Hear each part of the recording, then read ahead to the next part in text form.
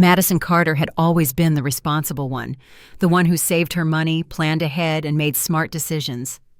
At 32, she had finally achieved one of her biggest financial goals: buying an investment property.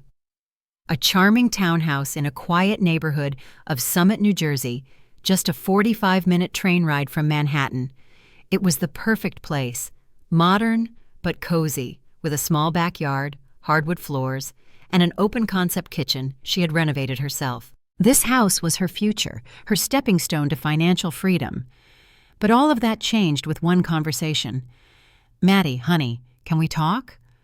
Her mother, Linda Carter, had a way of speaking that always set Maddie on edge, too sweet, too careful, like she was about to ask for something she knew Maddie wouldn't like. Maddie looked up from her laptop, rubbing her temples. She had just gotten home from work and wasn't in the mood for whatever favor her mother was about to drop on her. "What is it, Mom?" Her mother hesitated, then continued. "It's about your sister." Maddie's stomach tightened. Emily Carter, 27, was Maddie's exact opposite. While Maddie had spent her 20s working, saving, and investing, Emily had spent hers chasing internet fame. She had cycled through half a dozen career attempts: fashion blogger, fitness coach, life coach, business strategist, and most recently, an influencer. The only problem? She wasn't successful at any of them.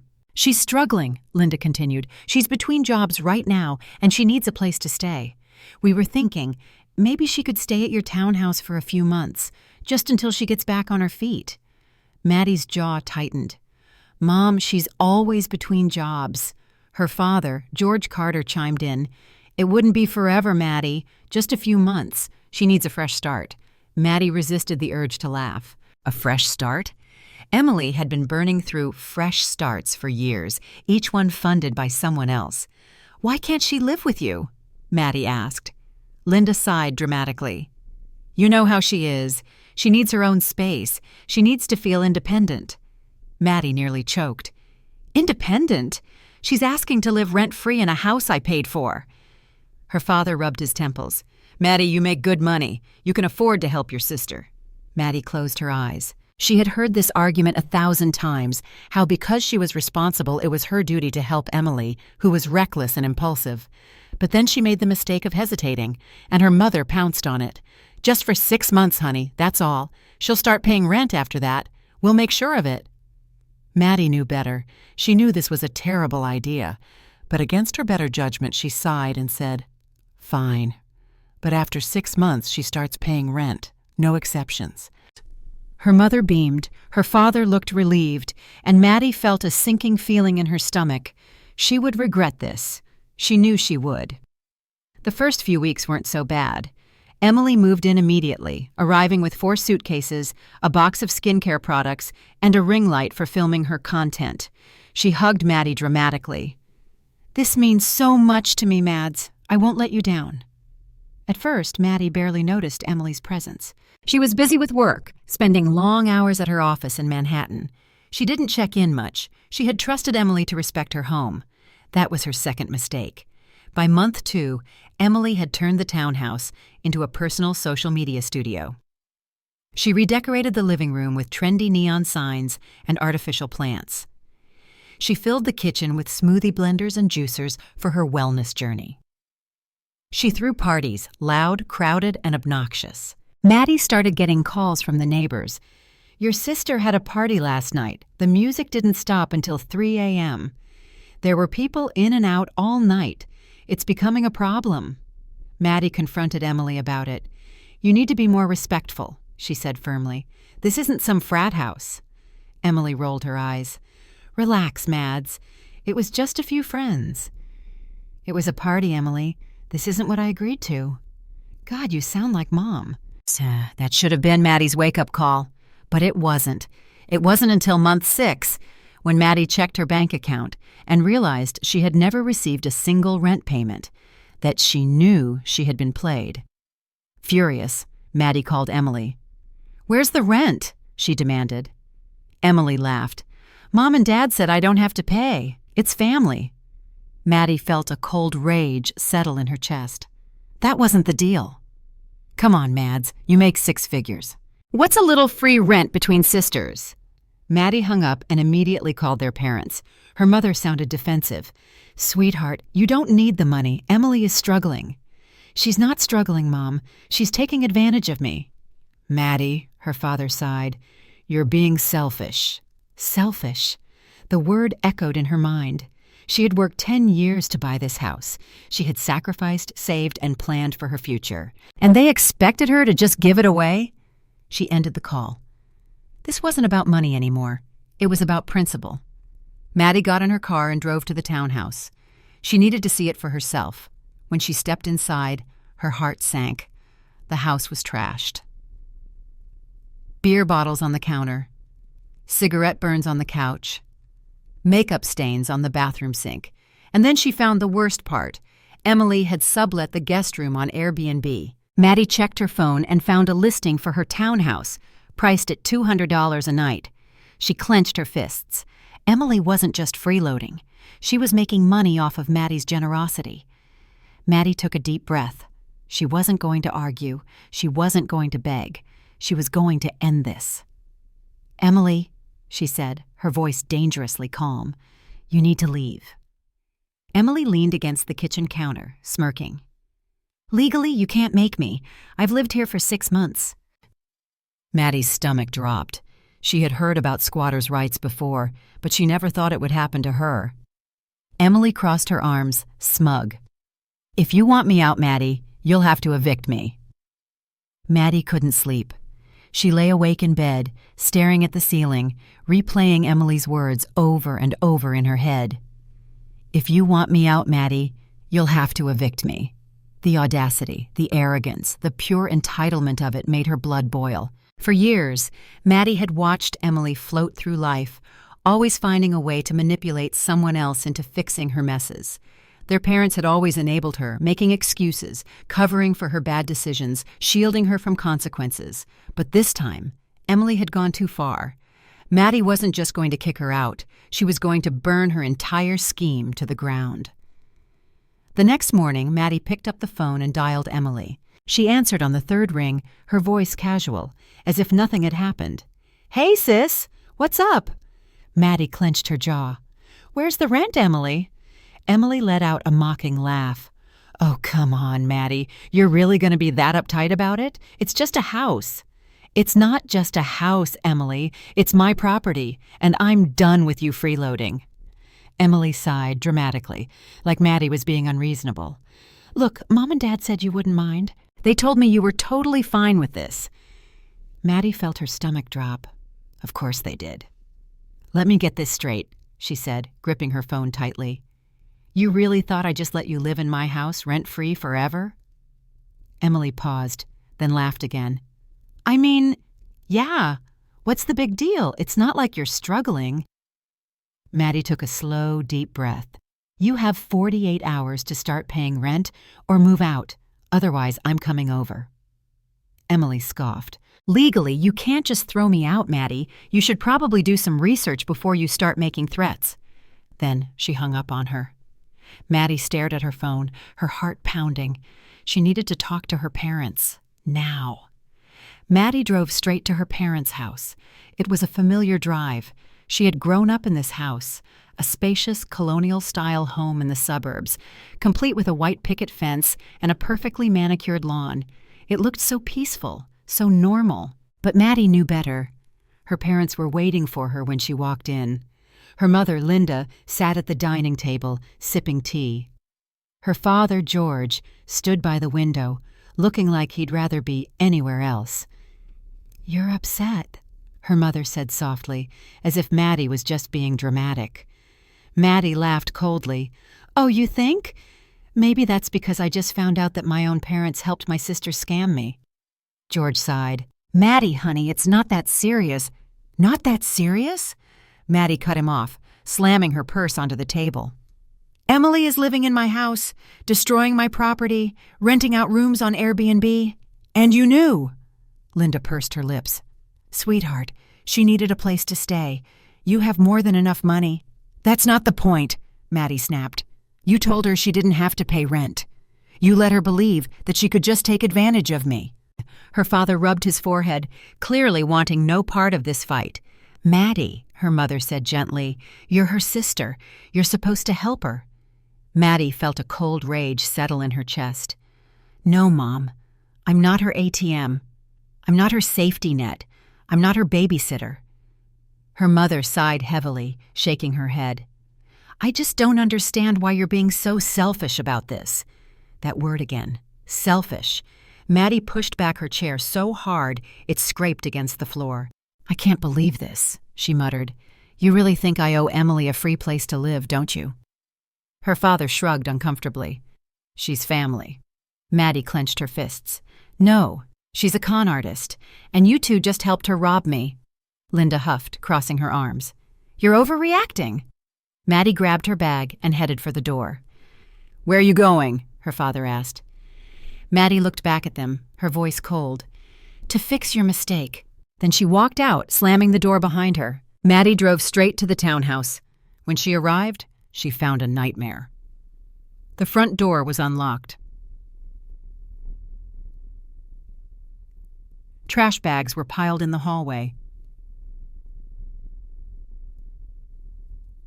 A stranger, some guy Maddie had never seen before, was passed out on her couch. Maddie felt her blood pressure spike. She stormed into the kitchen and found Emily sitting at the counter, scrolling through her phone, completely unbothered. "Maddie, hey," she said, acting like everything was fine. Maddie ignored her and walked straight to the stranger on her couch. "Who the hell is this?" Emily glanced over. "Oh, that's Kyle. He's cool." Maddie clenched her jaw. "Get him out, now!" Emily sighed dramatically, as if Maddie was being unreasonable. "Relax, it's just a friend. You're always so uptight." Maddie didn't bother arguing. She walked to the front door, yanked it open, and shouted, "Hey, get out!" Kyle woke up, confused and groggy. He looked at Emily. Emily just shrugged. "Yeah, bro, you should probably go." Kyle muttered something about finding his shoes and stumbled out. Maddie turned back to Emily, her hands shaking with rage. "You have 24 hours to move out, or I'm calling the cops." Emily rolled her eyes. "You're being so dramatic, Mads. I already talked to my lawyer. Legally, I'm a tenant now." Maddie froze. "What did you just say?" Emily grinned, pulling up an email on her phone. "I filed a tenant's rights claim this morning. Since I've been living here for over 6 months, you legally have to evict me." Maddie felt like she had been punched in the gut. Emily leaned back in her chair, smug and untouchable. "Good luck, sis. Looks like you're stuck with me." Hook for next chapter. Maddie realizes she's trapped. She starts researching tenant laws and discovers just how difficult it will be to get Emily out. Maddie sat in her car, gripping the steering wheel so hard her knuckles turned white. She could still see Emily's smug expression, the way she had leaned back in her chair and grinned like she had already won. "Looks like you're stuck with me."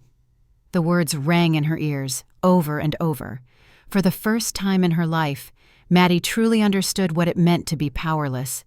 She had spent her entire life doing everything right, going to college, working long hours, saving her money, making smart investments. And now, all of that hard work meant nothing, because her parasitic sister had found a loophole and was exploiting it to the fullest. No way in hell was she going to let Emily steal her house. Maddie wasn't trapped, Emily was, and Maddie was about to tighten the noose. Maddie spent the next 4 hours researching tenant laws. She combed through legal websites, case studies, and horror stories from landlords who had gone through the same nightmare. And the more she read, the worse it got. Emily had rights. Because she had been living there for 6 months, she was legally considered a tenant, even though she had never paid a single dime in rent. Evicting her would take months, maybe even longer if Emily dragged it out in court. If Maddie tried to change the locks or force her out, she could be sued. She was seething, but she wasn't stupid. She needed a plan. The next morning, Maddie hired a lawyer. James Reynolds, 35, had a reputation for being ruthless in real estate disputes. He had seen every dirty trick in the book, and he knew how to counter them. She met him in his downtown office, her hands clenched into fists as she explained the situation. James listened, his expression unreadable. When she was done, he leaned back in his chair and let out a low whistle. "Your sister is a piece of work." Maddie scoffed. "Tell me something I don't know." James nodded. "All right, here's the deal. You're right. Legally, you can't just kick her out. But that doesn't mean you're powerless." Maddie leaned forward. "What are my options?" James smirked. "You fight dirty. Step 1. Gather evidence." Maddie needed to prove Emily was violating the lease agreement. Even though there technically wasn't one, she could argue that Emily had abused Maddie's verbal agreement by subletting the property illegally. She spent the next 3 days digging up everything she could. She stalked Emily's social media accounts, screenshotting her Instagram posts where she bragged about living the luxe life for free. And she searched Airbnb and Craigslist, finding listings for her townhouse, complete with pictures of her furniture and a price tag of $200 per night. She even talked to the neighbors, who were more than happy to provide statements about the constant parties, noise complaints, and the strangers coming in and out of the house. It was a gold mine. Maddie compiled everything into a thick folder and handed it to James. He flipped through it, nodding. "This is good, really good." "Now what?" Maddie asked. James grinned. "Now we turn up the heat." Step 2. Public humiliation. Maddie had one big advantage. Emily was obsessed with her online image, and Maddie was about to destroy it. She sent the evidence to a friend who worked in digital media. Within 24 hours, an article was published. Freeloading influencer caught scamming her own family. How one woman turned her sister's home into her personal cash machine. It went viral. The internet ripped Emily apart. The comments were brutal. Wow, imagine being this entitled. People dug through her past posts, calling her a fraud, a grifter, a spoiled brat.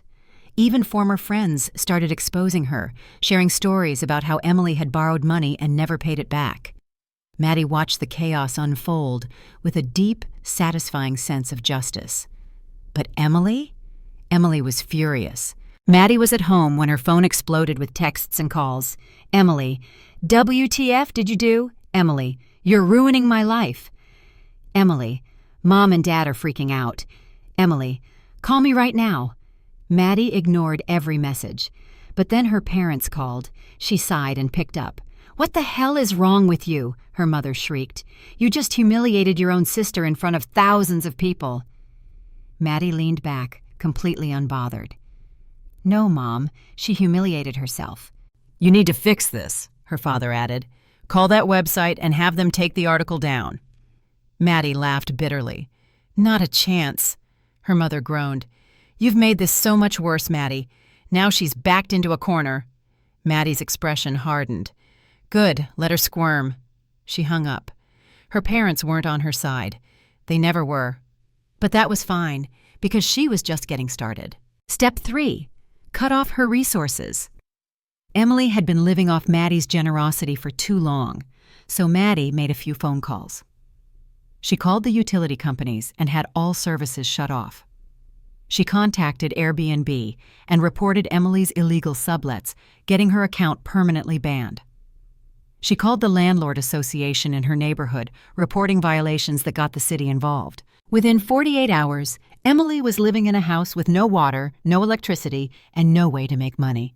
And then, Emily snapped. Maddie was in her office when her phone rang. It was her lawyer, James. "We have a problem." Maddie frowned. "What kind of problem?" James sighed. "Emily just filed a wrongful eviction lawsuit against you." Maddie froze. James continued. "She's claiming you're forcing her out illegally, that she has nowhere to go. She even got your parents to sign statements backing her up." Maddie felt her blood turn to ice. Emily had played her final card. She was dragging Maddie into court. And if Maddie lost, Emily wouldn't just keep the house. She could sue Maddie for damages. Maddie sat across from her lawyer, James Reynolds, in the dimly lit conference room of his downtown office. Her fingers tapped anxiously against the smooth wooden surface of the table as James sifted through a thick stack of legal documents. The air was heavy with tension. "So let me get this straight," Maddie said, her voice sharp with disbelief. "Emily is suing me for wrongful eviction?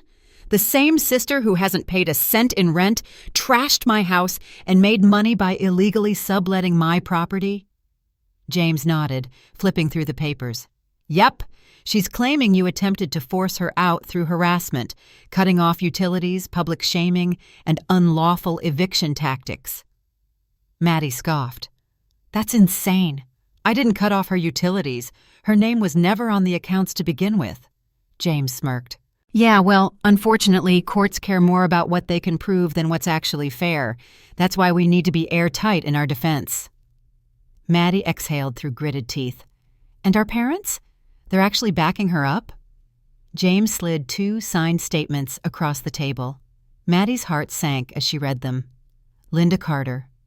"My daughter Madison has been aggressively trying to force her sister out of the property, despite knowing she has no other options." George Carter.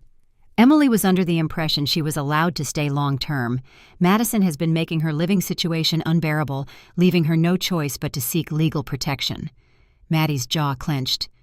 "Unbelievable." James leaned back in his chair, steepling his fingers. "Look, you have a solid case, but make no mistake, Emily's goal isn't just to stay in your house. She wants to ruin you." Maddie stared at him. "Then I guess I better ruin her first." Net. The courtroom battle begins. The day of the hearing arrived faster than Maddie expected. She walked into the Union County Courthouse, her heels clicking against the polished tile floors. The courtroom was packed, the air buzzing with hushed whispers. She spotted Emily sitting across the room, wearing an all-white blazer, trying to look like an innocent victim. Her lawyer, a slick-looking man named Kyle Henderson, was whispering in her ear. Their parents sat behind them, avoiding Maddie's gaze. Maddie tightened her grip on the evidence folder in her hands. "This ends today." The judge, a stern-looking woman in her 50s, adjusted her glasses as she called the case to order. "Ms. Carter," she addressed Emily's lawyer, "you may proceed with your argument." Kyle Henderson stood up confidently, buttoning his expensive navy blue suit. "Your Honor, my client, Emily Carter, has been subjected to unlawful eviction attempts by her sister, Madison Carter.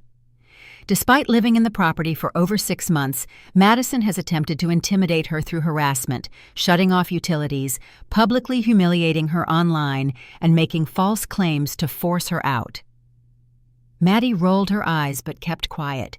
She had to let them dig their own grave first. Kyle continued, his voice smooth and practiced. "Emily was led to believe she had secure housing, only to be blindsided by Madison's abrupt and cruel actions. We seek financial restitution for emotional distress and the right for Emily to remain in the home." Maddie nearly laughed out loud. Emotional distress?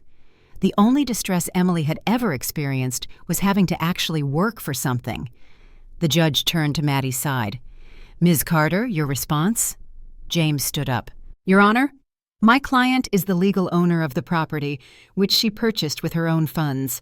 The plaintiff has not paid rent, has caused significant property damage, and has illegally profited from subletting the residence." He stepped forward and placed a thick folder on the judge's desk. "Inside, you'll find financial records showing that Emily Carter has been charging strangers to stay in the home via Airbnb without my client's consent. You'll also find multiple noise complaints, statements from neighbors, and photographic evidence of property damage." The judge flipped through the evidence, her expression unreadable. Kyle cleared his throat, looking nervous for the first time. "Your Honor, that evidence is irrelevant to the issue of wrongful eviction." "It's very relevant." The judge cut him off. "This case hinges on whether or not the plaintiff was a lawful tenant acting in good faith. If she was engaging in illegal activities on the property, it speaks directly to her credibility." Emily shifted in her seat, her expression cracking. Maddie could see it now, the realization, the panic. Emily had walked into a fight she wasn't ready for. The final blow. James wasn't done. He reached into his folder and pulled out one final document. "Your Honor, this is a sworn affidavit from Airbnb confirming that Emily Carter made over $12,000 renting out her sister's home. Additionally, we have proof that she used that money to purchase luxury goods, including designer handbags and a trip to Miami." The courtroom gasped. Even their parents looked stunned. Maddie glanced over at Emily, who had gone completely pale. "Checkmate." The judge turned to Emily. Miss Carter, do you have anything to say for yourself? Emily opened her mouth, but nothing came out. She looked at her lawyer, but even he looked defeated. Finally, the judge sighed. Miss Carter, not only is your case dismissed, but I'm ruling in favor of the defendant. You have 48 hours to vacate the premises, or the police will remove you. Emily let out a choked gasp. But the judge held up her hand. And given the fraudulent nature of your actions, I'm also recommending that your sister pursue damages for the property destruction and unpaid rent. Emily whimpered. Kyle Henderson rubbed his temples. And Maddie? She smiled. It was over. The meltdown. As soon as the judge dismissed the case, Emily lost it. You ruined my life, she screamed at Maddie, shoving past reporters outside the courthouse. Maddie turned, unbothered. No, Emily, you did that all by yourself. Linda and George ran after her, trying to reason with her. Madison, please, her mother begged. Maddie just stared at them, finally seeing them for who they really were. They weren't parents. They were enablers. And she was done being the responsible one while they made excuses for Emily. You chose her over me, Maddie said coldly. I hope it was worth it. Then she walked away. Hook for next chapter. With Emily gone, Maddie finally takes back her home. But just when she thinks it's over, she gets one last message from Emily, a final, desperate attempt to drag her back into the chaos. Maddie stood at the doorstep of her own townhouse, finally free from the chaos that had consumed the past 6 months of her life. Emily was gone. The house was hers again, but the damage, both physical and emotional, still remained. She took a deep breath before stepping inside, bracing herself for what Emily had left behind. The aftermath of a parasite. The moment she walked in, her stomach turned. Emily hadn't just lived like a slob. She had treated the house like a dumpster. Trash piled up in the kitchen. The sink was full of rotting food. The living room smelled like stale alcohol and cigarettes. A deep burn mark on the couch told her exactly why. The bathroom mirror was covered in foundation smears and fake eyelash glue. The entire place reeked of expired perfume and bad decisions. Jadi, and the guest room? Maddie's eyes narrowed at the sight of a giant hole punched into the drywall. She clenched her fists. Emily had left in disgrace, but not without one last tantrum. Maddie grabbed her phone and dialed James. Hey, it's me, she said as soon as he answered. Let's move forward with the property damage lawsuit. James chuckled. I was wondering when you'd call. It's not about the money, Maddie said. It's about making sure she never does this to anyone else. Understood, James replied. I'll have the paperwork ready by the end of the week. Maddie hung up, rolled up her sleeves, and got to work. This was her home, and she was taking it back. The final plea. 2 weeks later, Maddie was finally starting to breathe again. She had deep cleaned the entire house, repainted the walls, replaced the damaged furniture, and changed the locks. For the first time in months, she actually felt safe in her own space. Until she got a text from an unknown number. Emily, I need help. Maddie stared at the screen. She should have ignored it. She should have blocked the number. But against her better judgment, she replied, Maddie, you have some nerve texting me. Emily, I have nowhere to go. Mom and Dad aren't helping me anymore. I just need a little money to get back on my feet. Maddie felt a bitter laugh bubble up in her throat. Emily hadn't learned a damn thing. She was homeless, broke, and abandoned by the very parents who had defended her. And yet, she still saw Maddie as her personal ATM. She should have been angry. But instead, all she felt was nothing. Because for the first time in her life, Maddie finally understood something. Emily wasn't just a problem. She was a bottomless pit of need. And Maddie was done filling it. She typed back 2 simple words before blocking the number. Not my problem. Closing the door on the past. A few days later, Maddie sat on her townhouse balcony, a glass of wine in one hand, her phone in the other. Her lawyer had just called to confirm that Emily never even showed up to respond to the lawsuit, which meant Maddie was going to win by default. Justice. Sweet, simple, and long overdue. She scrolled through her phone, pulling up the rental listing for her townhouse. It was already generating interest from responsible tenants. Actual working adults, not freeloading siblings. She was going to start making real money off her investment now. And as she took a deep breath, feeling the weight of the past finally lift off her shoulders, she realized she had never felt this free in her entire life. No more family guilt, no more financial leeches, no more Emily. Just peace, and it was worth every second of the battle. Final scene. Maddie looks at her phone one last time. A notification pops up, a friend request from Emily on a new number. She doesn't even hesitate. Block. And just like that, Maddie moves on. For good.